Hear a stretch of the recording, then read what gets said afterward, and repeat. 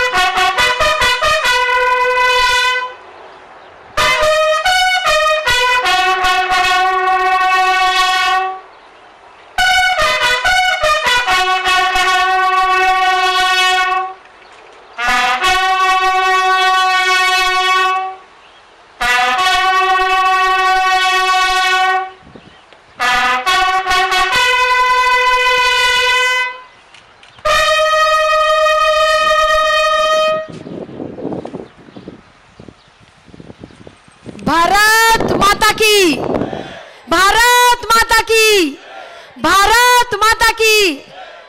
तू दूर सीमेवर उभा झुंज देत वादळ वाऱ्यात, आम्ही मात्र मस्त मजेत आमच्या उबदार घरट्यात. तुझा प्रवास फार खडतर मित्रा, भरारी उंच तुझी, मैत्रीच्या धाग्याने खास आठवण जपली तुझी. धन्यवाद. प्रथम तुम्हाला तुमच्या या कार्याला मानाचा मुजरा आणि सर्वांनी एकदा जोरदार टाळ्यांच्या गजरात अनुराधाताईंचं मला वाटतं अभिनंदन करावं. त्यांनी ज्या पद्धतीनं सांगत असताना त्या अतिशय भावनावश झाल्या होत्या अनेक वेळा. हे आम्ही समोरनंही पाहिलं ना आपण सर्वांनी पाहिलं. एक गोष्ट आपण सर्वांनी लक्षात घेतली पाहिजे की आपल्या सैनिकांना हे एक आयुष्यही कमी वाटतं त्या ठिकाणी देशासाठी द्यायला. आणि आपण मात्र समाजात आपण अनेक व्यक्ती असं पाहतो की हे एक आयुष्य सुद्धा असं वाटतं तर फार रडत ते हसत हसत तिथं मृत्यूला सामोरे जातात आणि आपण मात्र रडत रडत रडत या ठिकाणी जगतोय. हे फार विषमता आहे, ही कुठंतरी दूर केली पाहिजे. जेव्हा आपण दुसऱ्यासाठी जगू तेव्हा आयुष्य छोटं वाटायला लागतं आपल्याला आणि जेव्हा आपण स्वतःसाठी जगतो तेव्हा असं वाटतं देवा मला कधी नेशील एकदा तिकडे.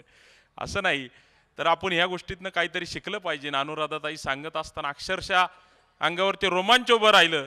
मी पुन्हा एकदा आपल्या सर्वांच्या वतीनं ताईंचं मनापासून स्वागत करतो. आमच्या छोट्याशा या गावात आपण आला आणि आम्हाला बरंच काही शिकवून गेला असं मला या ठिकाणी बोललं तर अतिशयोक्ती होणार नाही.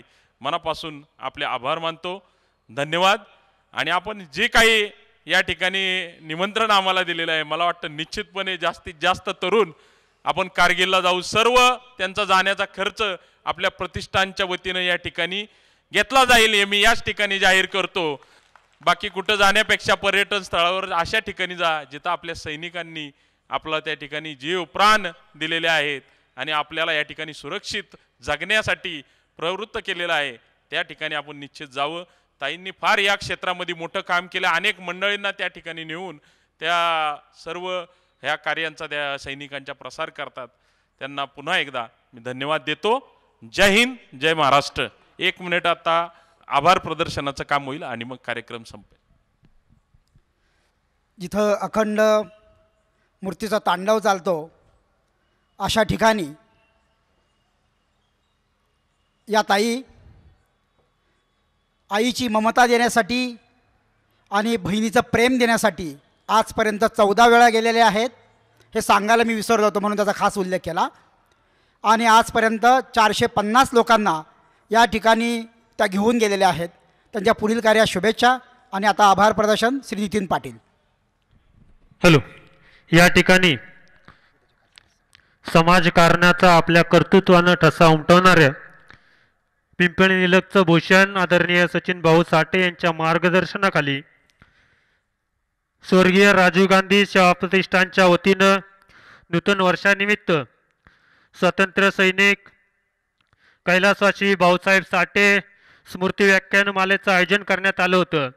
आजच्या दुसऱ्या दिवसाची पुष्पमाला ज्यांनी या देशासाठी आपल्या डोळ्यात तेल लावून काम करणारे, आपल्या संसाराची होळी करणाऱ्या जवानांसाठी प्रत्यक्ष जाऊन काम करणारे ज्येष्ठ व्याख्यात्या सौभाग्यवती अनुराधाताई प्रभू देसाई यांनी गुंफली.